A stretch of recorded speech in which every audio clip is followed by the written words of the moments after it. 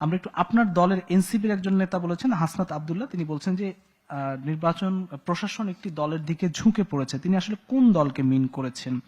আরেকটি বিষয় বলতে চাই যে আপনারা জামাতের সঙ্গে নির্বাচনী জোট করেছেন, সেখানে আমরা যতটুকু জেনেছি 30টি আসন আপনাদেরকে দেয়া হয়েছে, সেই জোটের পক্ষ থেকে আপনারা পেয়েছেন। সেখানে পরবর্তীতে 10 আসন পেয়েছেন আর 20টি আসন পান, এই ধরনের কথাও কিন্তু উঠছে।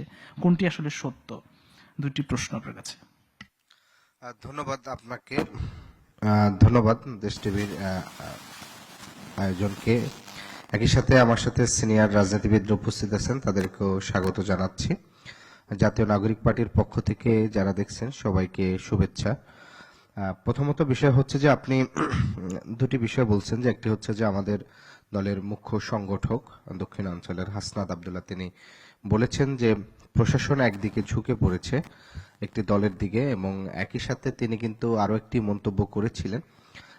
মোটামুটি সেই মন্তব্যে আসলে তার বক্তব্য স্পষ্ট। তিনি বলেছিলেন যে বিএনপির বর্তমান নবনির্বাচিত চেয়ারম্যান, তাকেও শুভেচ্ছা জানাই। গতকাল কি অফিসিয়ালি আমরা দেখেছি যে চেয়ারম্যানের যতগুলো আসন লাগে সেগুলো দিয়ে দিক, বাকিগুলোয় নির্বাচন হোক।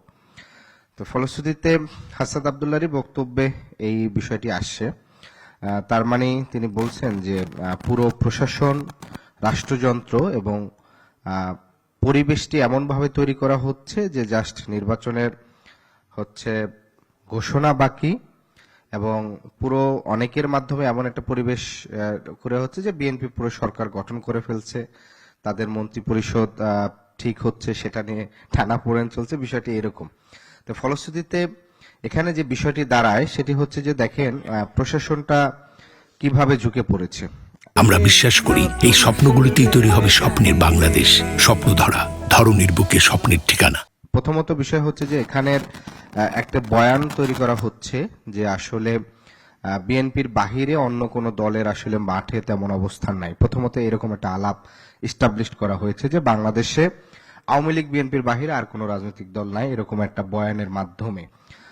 আপনি দেখেন বাংলাদেশে গত 25 বছরের কোনো নির্বাচনের সঠিক তথ্য কিন্তু আপনার কাছে নেই, কারণ 2008 সালে নির্বাচনটি সম্পূর্ণ নিয়ন্ত্রিত একটি নির্বাচন হয়েছে, এবং সেখানে আমরা দেখেছি আওয়ামী লীগের কিভাবে হচ্ছে 200 অধিক সিটে জয়ী করা হয়েছে। তো ফলে আপনাকে সাথে সর্বশেষ নির্বাচনী তথ্যটা হচ্ছে 2001 সাল। গত 25 বছরে বাংলাদেশের নির্বাচনের কোনো সঠিক তথ্য নেই। দ্বিতীয়ত হচ্ছে এখন যে 12,76,00,000 ভোটার, তার ভিতরে 40% প্রায় তরুণ ভোটার, এবং এই তরুণ ভোটাররা শুধু ভোটার নয়, তারা আরো 40% ভোটারকে প্রভাবিত করার ভোটার। কারণ একজন তরুণ তিনি সামাজিক যোগাযোগ মাধ্যমের মাধ্যমে তার প্রচার প্রচারণা করেন, একই সাথে তিনি যে দলকে সমর্থন করেন তার পক্ষে বয়ান উৎপাদন করেন, এবং তার পরিবারেও আরো যে দুটি ভোট থাকে সেটিও কিন্তু তিনি প্রভাবিত করার চেষ্টা করেন। ফলে তরুণরা কিন্তু এবার ভোটারের সবচেয়ে বড় ডিসাইডিং ফ্যাক্টর হবে। তো ফলে আমরা যেভাবে পূর্বের মানে গতানুগতিক চিন্তা ধরে যে বিএনপি 30%, আওয়ামী লীগ 30% ভোট, এবং সেই আওয়ামী লীগের ভোটের জন্য পুরো হাহাকার, যেই বয়ানটা এস্টাবলিশ করা হয় সেই বয়ানটা আসলে সেভাবে নেই। প্রশাসন কিভাবে ঝুঁকে পড়েছে এটার খুব সুস্পষ্টভাবে উদাহরণ দেখবেন।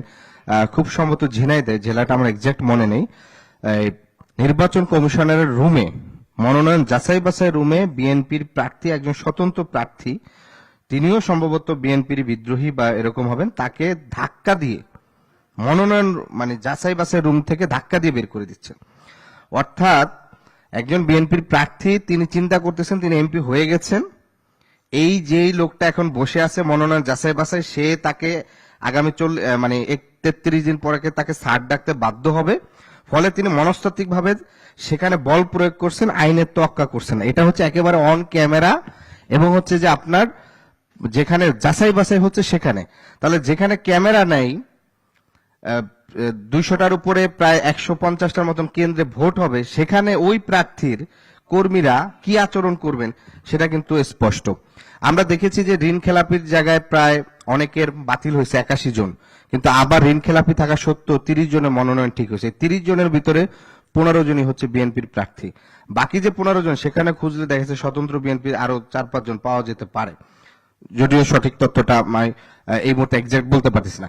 তাহলে এই যে মনোনয়ন যাচাই বাছাই পর্বেই কিন্তু আপনার দেখা গেছে যে এখানে কি পরিমাণ প্রশাসনের বেশ কিছু জায়গায় একপাক্ষিক আচরণ করেছে।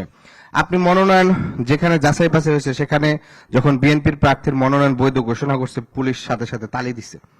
এই যে পুলিশের মনস্তত্ত্ব তালি দেওয়া, যেদিন তারেক রহমান দেশে আসছেন আমরা অনেক পুলিশ অফিসারকে দেখেছি, মানে তার এরিয়ার আশেপাশে যারা করছেন তারা নিজেরা সেলফি তুলে সামাজিক যোগাযোগ মাধ্যমে তার প্রকাশ করা, উচ্ছ্বাস প্রকাশ করা। আমরা প্রায় 2টা গুরুত্বপূর্ণ মন্ত্রণালয় দেখেছিলাম উপসচিব লেভেলের, তারা হচ্ছে রাস্তায় দাঁড়িয়ে হচ্ছে তাকে অভ্যর্থনা জানানোর জন্য সেখানে গিয়েছে এবং সেটা সামাজিক যোগাযোগ মাধ্যমে প্রচার করেছেন। এবং এই যে পুরো স্টেটের প্রোটোকলে যেভাবে হচ্ছে তাকে দেওয়া হচ্ছে, অর্থাৎ তিনি অলরেডি প্রধানমন্ত্রী হয়ে গেছেন, জাস্ট ঘোষণাটা বাকি। এবং সেক্ষেত্রে আমার কাছে মনে হয় এখানে হয়তো অন্যভাবে বলা লাগছে যে ডক্টর ইউনূসকে বিএনপির সিনিয়র ভাইস চেয়ারম্যানের যে পোস্ট ফাঁকা আছে সেখানে তাকে প্রয়োজনে হয়তো চিন্তা ভাবনা করতে পারে বিএনপি। তো এই জায়গা থেকেই স্পষ্ট যে এরকম একটি পরিবেশ যখন তৈরি করা হয় নির্বাচনের পূর্বে, তখন স্বাভাবিকভাবে ভোটারদেরকে নানাভাবে প্রভাবিত করা হয়। আরেকটা গুরুত্বপূর্ণ, মিডিয়ার মাধ্যমে যে জিনিসটি হচ্ছে যে পুরো জরিপ রেডি করা হচ্ছে, প্রশ্ন হচ্ছে যে আপনি এবার ক্ষমতা কি আসবে, তো স্বাভাবিকভাবেই যে বিএনপি যদি ক্ষমতা আসবে, যে ক্ষমতায় আসবে তার মানে সে যে বিএনপিকে ভোট দেবে বিষয়টি এরকম না। এই যে 70% 74% লোক বিএনপি ক্ষমতায় দেখতে চান, ক্ষমতায় আসবেন চিন্তা করা এক জিনিস, কিন্তু ভোট কাকে দিবে এই যে প্রশ্নের মাধ্যমে বিএনপি করে তোলা যে আপনি ক্ষমতায় আসবেন কি, বিএনপি আসবে কিনা, প্রশ্নটা করা উচিত ছিল যে কার আসা উচিত। তাহলে ওই ভোটার তার হচ্ছে মাথা খাটায় তিনি প্রশ্নের অ্যান্সারটা দিতেন যে হ্যাঁ এরা আসলে দেশের এই সমস্যা বেড়ে হবে। আপনি যখন করেন একটা মনস্তত্ত্ব তৈরি করে যে বিএনপি ক্ষমতা আসছে, যার পর আমরা কলামের মাধ্যমে দেখি যেহেতু বিএনপির প্রতি একটা এক ধরনের জায়গা আছে, সেটা করছে যে বিএনপি ভারতপন্থী না, এই ধরনের একদম clear আপনার কলাম এই লিখেছে। প্রশ্ন। ফলশ্রুতিতে পুরো স্টেট, সিভিল সোসাইটি, এখানকার জরিপ সবকিছুর মাধ্যমে এমন একটা আবহ তৈরি করেছে যে এখানে বিরোধী দল কেউ নেই, বাংলাদেশের একমাত্র এখন ত্রাণকর্তা বিএনপি, বিএনপি একমাত্র ত্রাণকর্তা তারেক রহমান। কিন্তু অথচ এই 5ই আগস্ট বাংলাদেশের সবচেয়ে ক্রিটিক্যাল সময়, বাংলাদেশের সবচেয়ে রাজনৈতিকভাবে ক্রিটিক্যাল সময়, বৈষম্য বিরোধী ছাত্র আন্দোলনের পর থেকে রাষ্ট্রের সম্মিলিতভাবে দায়িত্ব নেওয়ার জন্য কিন্তু তারেক রহমানকে বলা হয়েছিল। তখন কিন্তু অর্থনৈতিক বিবেচনা করে, আইন শৃঙ্খলার পরিস্থিতি বিবেচনা করে, সংকটে আমরা দেখেছিলাম তিনি কিন্তু পিছু হটেছেন। সেই সময় সবচেয়ে গুরুত্বপূর্ণ সংকটটা তিনি সিভিল সোসাইটি এবং ছাত্রদের কাঁধে তুলে দিয়েছেন। তো এখন যখন একটা ধন্যবাদ। আমি- পরিবেশ পরিস্থিতি নিয়ন্ত্রণ আসছে, তখন পুরো তাকে দায়িত্ব নেওয়ার জন্য বলা হচ্ছে। ধন্যবাদ। আমি